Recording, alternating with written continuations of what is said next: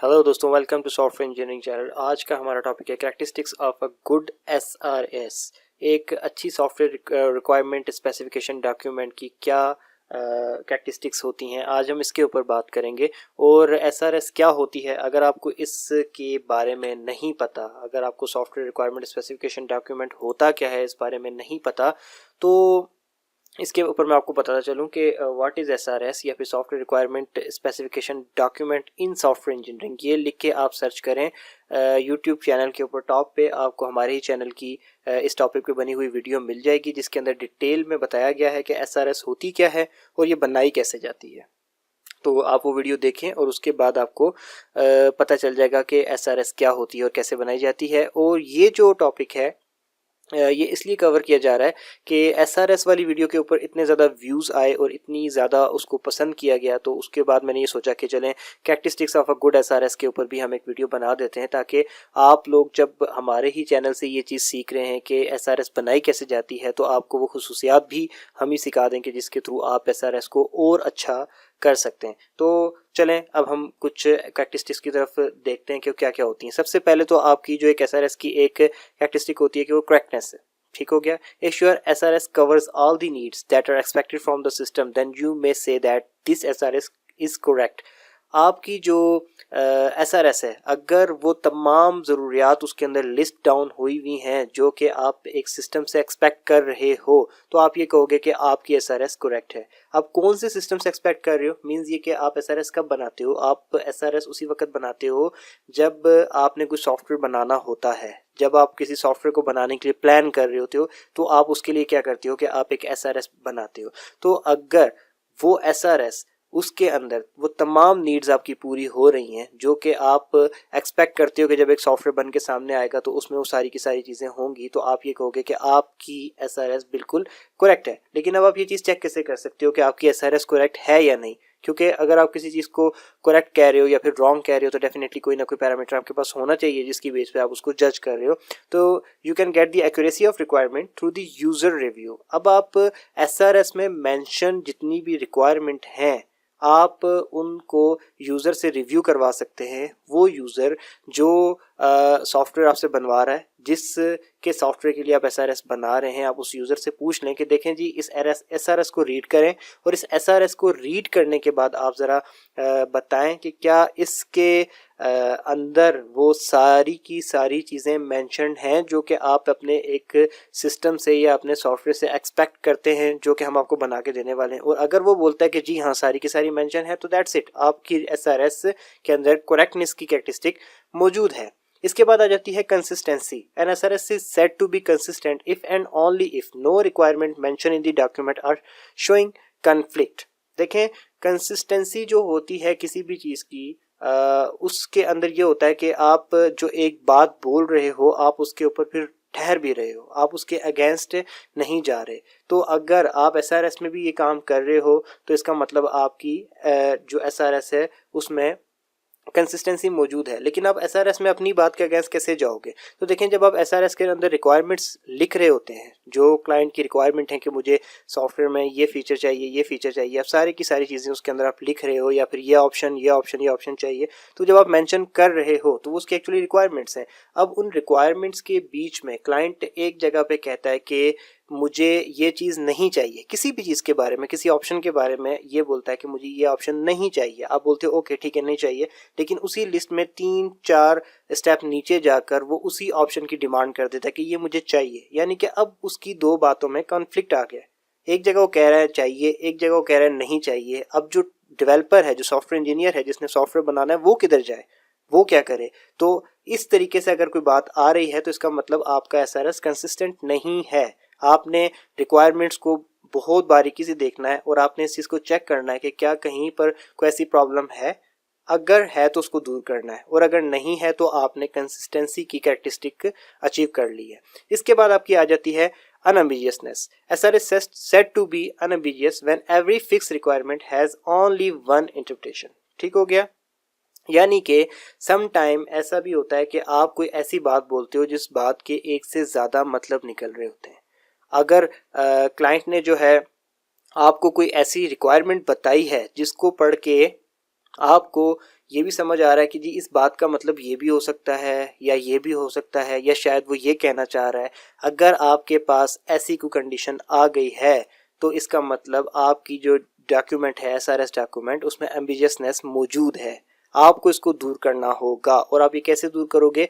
आप जो है क्लाइंट से जाके पूछोगे कि यार आपने ये बात यहाँ पर बोली थी, अब इसका मतलब ये भी निकलता है, ये भी मतलब निकलता है, ये भी मतलब निकलता है, तो बजाय इसके कि आपकी कही हुई बात का मतलब हम निकालें, आप एक काम करो, आप खुद ही बता दो कि आपका यहाँ पर क्या मतलब था। ठीक है। और जब आप उस प्रॉब्लम को फिक्स कर लेंगे और आपसे उससे पूछ लेंगे और जो वो मतलब बताएगा जब आप वो लिख लेंगे तो आपका डॉक्यूमेंट के अंदर फिर जब कोई इस किस्म का कोई प्रॉब्लम नहीं रहेगा तो आप ये कहेंगे कि इसमें अनएम्बिगियसनेस हमने अचीव कर ली है। इसके बाद आ जाता है आपकी कैरेक्टरिस्टिक होती है modifiability. SRS should be able to quickly obtain changes.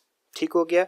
यानी कि आप किसी भी किस्म की चेंजिंग्स करते हैं तो आपकी एसआरएस में ये प्रॉब्लम नहीं आनी चाहिए कि यार अब तो एसआरएस पूरा बन चुका है, अब हमने फलानी जगह पे चेंजिंग की तो यहाँ चेंजिंग करनी पड़ेगी, बड़ा मसला होगा, पूरा डॉक्यूमेंट्स चेंज करना पड़ेगा। अगर आपको ऐसा प्रॉब्लम आ रहा है तो इसका मतलब ये कि आपके डॉक्यूमेंट में मॉडिफाइबिलिटी का फैक्टर जो है वो इन्वॉल्व नहीं है या फिर वो कैरेक्टरिस्टिक जो है नहीं आप उसको पूरा कर रहे। और ऐसा नहीं होना चाहिए। आपका डॉक्यूमेंट इतना फ्लेक्सिबल होना चाहिए कि अगर आप उस डॉक्यूमेंट के किसी एक पोर्शन के अंदर छोटी सी चेंजिंग्स करना चाहते हैं तो उसका इम्पैक्ट भी वहीं तक रहना चाहिए, ना कि उस छोटी सी चेंजिंग्स की वजह से आपको पूरे डॉक्यूमेंट में पता नहीं 10 जगह या 20 जगह चेंजिंग्स करनी पड़े। अगर ऐसा हो रहा है तो आप एसआरएस को अच्छे तरीके से नहीं बना रहे हो। तो इस चीज़ का भी आपने ख्याल रखना है। अच्छा, modification should be completely index and you should have reference for the modifications. ये बात एक इंपॉर्टेंट पॉइंट है जो कि मैंने स्पेशली नोट के तौर पे लिखी है कि जो भी आप मॉडिफिकेशन करते हो अपनी एसआरएस में, फॉर एग्जांपल आपने एक एसआरएस बना ली, उस एसआरएस की किसी एक पॉइंट पे आपको बाद में कोई तब्दीली करनी पड़ गई तो वो तब्दीली करते हुए आपने उस तब्दीली के बारे में पूरा एक इंडेक्स अपने पास रखना है कि जी पॉइंट नंबर इतने में ये जो तब्दीली हुई है ये फलाने कस्टमर के कहने पे या फलाने स्टेक होल्डर के कहने पे की गई है और इस वजह से उन्होंने करवाई थी, ताकि आप लिख लो। कल जब आप सॉफ्टवेयर दे दोगे तो हो सकता है क्लाइंट के माइंड में वो तब्दीली ना हो, वो उसको वो चीज़ ना याद हो कि जी मैंने ये चीज़ यहाँ पे डिमांड की थी। हो सकता है उसको उससे पहले वाली चीज़ ही याद हो। तो जब वो दोबारा से आपको बोले कि नहीं जी ये मैंने तो कहा ही नहीं था कि मुझे सॉफ्टवेयर में ये ऑप्शन चाहिए, मैंने तो सिर्फ और सिर्फ वो वाला ऑप्शन मांगा था, तो आप उसको रेफरेंस दिखा सकते हैं कि देखें फलाने टाइम फलानी जगह आपने हमसे मीटिंग की थी, आप आए थे और आपने कहा था कि इस डॉक्यूमेंट को मॉडिफाई करके इसकी जगह ये चीज़ डाल दें, तो हमने डाल दी थी। ठीक है। तो आपके पास रेफरेंस मौजूद होना चाहिए कि अगर एक एसआरएस के अंदर आपने मॉडिफिकेशन की है तो उस मॉडिफिकेशन का रेफरेंस क्या है, वो मॉडिफिकेशन कहाँ से आई थी और उसको आपने कहाँ पे प्रॉपर्ली इंडेक्स करके रखा है। ठीक हो गया। अच्छा, इसके बाद आपकी आ जाती है verifiability. You verify here the final software meet the requirement, so the SRS should be designed in a way that you can verify it with final software। ठीक है। वेरीफाइबिलिटी बेसिकली ये होती है कि जब आप सॉफ्टवेयर बनाकर आपने कस्टमर के हाथ में देते हो तो कस्टमर के हाथ में भी पूरी एक लिस्ट होती है एक तरीके से, और वो उस लिस्ट के अगेंस्ट सॉफ्टवेयर को चेक करता है कि क्या जो जो चीज़ें मैंने डिमांड की थी वो मुझे सॉफ्टवेयर में मिल भी रही हैं या नहीं मिल रही। ठीक है। और इसको वेरीफाई करना कहते हैं। तो आपने एसआरएस को इतने अच्छे तरीके से डिज़ाइन करना होता है कि आप जो है आपकी एसआरएस को अगर क्लाइंट अपने हाथ में पकड़ के उसको सॉफ्टवेयर के अगेंस्ट चेक करे कि जो जो इसमें लिखा हुआ है क्या क्या वो सब कुछ एक्चुअल सॉफ्टवेयर में मौजूद है, तो वो इजीली चेक कर सकता हो और हर एक ऑप्शन जो आपने एसआरएस में मेंशन किया था वो आपके सॉफ्टवेयर में हो, ट्रेसेबल हो। तो जो चीज़ स्क्रीन पे आपको एक चलते हुए सॉफ्टवेयर में नज़र आ रही हो उसका जिक्र आपकी एसआरएस में हो। अगर ये वेरीफाइबिलिटी का फैक्टर मौजूद है तो आप ये कह सकते हैं कि आपकी एसआरएस बहुत अच्छी है। इसके अलावा design independence. Your SRS should not contain any detail about design, it should be design independent, it will allow engineers to choose the best design for the product. ये बहुत इंपॉर्टेंट पॉइंट है और एक बहुत इंपॉर्टेंट कैरेक्टरिस्टिक है कि जो आपकी एसआरएस है वो डिज़ाइन इंडिपेंडेंट होनी चाहिए। आपने कभी भी ऐसा नहीं करना कि आप एसआरएस बना रहे हो उसमें आप कस्टमर की रिक्वायरमेंट्स लिख रहे हो, बाकी सारी चीज़ें जो जो एसआरएस में होती हैं। अब एसआरएस में क्या क्या होता है उसके लिए आपको दोबारा एसआरएस वाली वीडियो देखनी पड़ेगी, अगर आपको नहीं पता तो अगर आप उसको देखेंगे तो आपको क्लियर हो जाएगा। तो जो जो चीज़ें एसआरएस में होती हैं आप वो तो लिख रहे हो, लेकिन साथ साथ आप वहीं पर डिज़ाइन का ऑप्शन भी डाल रहे हो। मीन्स ये कि आप ये बता रहे हो कि जी आपने फलाना डिज़ाइन अपने सॉफ्टवेयर को बनाने के लिए इस्तेमाल करना है, फलानी स्ट्रैटेजी अपने सॉफ्टवेयर को बनाने के लिए इस्तेमाल करनी है एंड सो ऑन। अगर आप ये काम कर रहे हो तो आप गलत कर रहे हो, ठीक है। आप इन शॉर्ट आप ये काम कर रहे हो कि आप बीमार हो और आप डॉक्टर को जाके तो खुद से ये बता रहे हो कि जी मुझे फलानी फलानी दवाई दे दो, ठीक है। डॉक्टर को ज़रूरत नहीं है कि आप जाके बताओ कि उसको आपको क्या दवाई दे, डॉक्टर आपसे बेहतर जानता है। अगर आप खुद उसके ऊपर छोड़ दोगे कि आप सिर्फ उसको ये बता दोगे कि मेरे प्रॉब्लम है, तो वो शायद बेस्ट सोल्यूशन खुद से बता सकता है। तो अगर आप SRS के अंदर डिज़ाइन के बारे में भी जो है मशवरा देने लगोगे कि जी ये वाला डिज़ाइन फॉलो करो, ये वाला डिज़ाइन फॉलो करो, तो इन अदर वर्ड्स आप सॉफ्टवेयर इंजीनियर को बाउंड कर रहे हो, तो ये अच्छी चीज़ नहीं है। आपने बता दिया कि मुझे क्या चाहिए, मुझे किस किस्म का सॉफ्टवेयर रिक्वायर्ड है, दैट्स इट। अब आगे उस सॉफ्टवेयर के लिए बेस्ट डिज़ाइन स्ट्रेटेजी कौन सी वाली है वो आप सॉफ्टवेयर इंजीनियर्स पे छोड़ दो, वो खुद अडॉप्ट कर लेंगे जो बेस्ट होगी। तो आपकी SRS के अंदर डिज़ाइंस के बारे में कोई जिक्र नहीं होना चाहिए। आपका SRS डिज़ाइन इंडिपेंडेंट होना चाहिए। उसमें सिर्फ ये बताना चाहिए आपको कि आप चाहते क्या हो, आप क्या बनवाना चाहते हो, उसको किस तरीके से डिज़ाइन करना है वो इंजीनियर्स पे छोड़ दो। अच्छा, कस्टमर अंडरस्टैंडेबिलिटी, ये तो बड़ी कॉमन सी बात है। लास्ट 2 पॉइंट बल्कि जो हैं, एक कस्टमर अंडरस्टैंडेबिलिटी और ब्लैक बॉक्स व्यू, ये दोनों समझ लेंगे तकरीबन सेम ही है। अगर आप इनमें से एक पॉइंट को पूरा करते हैं तो दूसरा ऑटोमेटिकली पूरा हो जाता है। तो चलो मैं आपको बताता हूँ। कस्टमर अंडरस्टैंडेबिलिटी नाम से जाहिर है कि आप जो SRS बना रहे हो उसमें आपने टेक्निकल टर्मिनोलॉजी यूज़ नहीं करनी, आपने सिंपल टर्मिनोलॉजी यूज़ करनी है। आपने ऐसी टर्मिनोलॉजी यूज़ करनी है कि जो आपका कस्टमर है डेफिनेटली वो सॉफ्टवेयर इंजीनियर नहीं है, तो वो आपकी SRS को जब पढ़े तो उसको इजीली उसको अंडरस्टैंड कर सके, वो उसको समझ सके।